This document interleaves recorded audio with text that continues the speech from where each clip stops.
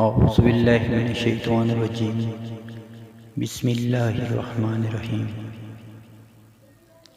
حدیث مبارک ہے، ایک صحابی رسول کریم صلی اللہ علیہ وآلہ وسلم کی خدمت میں حاضر ہوئے اور عرض کیا کہ یا رسول اللہ، میرے اچھے سلوک کا سب سے زیادہ حقدار کون ہے؟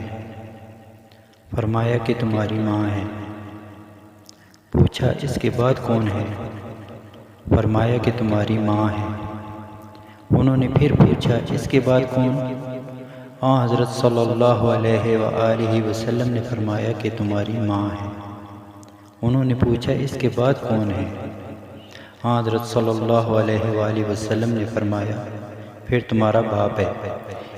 ابن شبرمہ اور یحییٰ بن ایوب نے بیان کیا کہ ہم نے ابو ذر نے اسی کے مطابق بیان کیا۔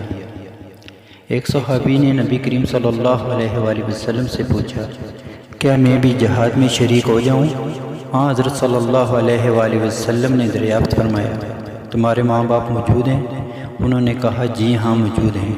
حضرت صلی اللہ علیہ وآلہ وسلم نے فرمایا کہ پھر انہی میں جہاد کرو۔ رسول اللہ صلی اللہ علیہ وآلہ وسلم نے فرمایا یقیناً سب سے بڑے گناہوں میں سے یہ ہے کہ کوئی شخص اپنے والدین پر لعنت بھیجے۔ پوچھا گیا یا رسول اللہ صلی اللہ علیہ وآلہ وسلم، کوئی شخص اپنے ہی والدین پر کیسے لعنت بھیجے گا؟ حضرت صلی اللہ علیہ وآلہ وسلم نے فرمایا کہ وہ شخص دوسرے کے باپ کو برا بھلا کہے گا تو دوسرا بھی اس کے باپ کو اور اس کی ماں کو برا بھلا کہے گا۔ یہ تینوں حدیث صحیح بخاری شریف کی ہیں۔ اللہ پاک ہمیں ان پر عمل کرنے کی توفیق عطا فرمائے۔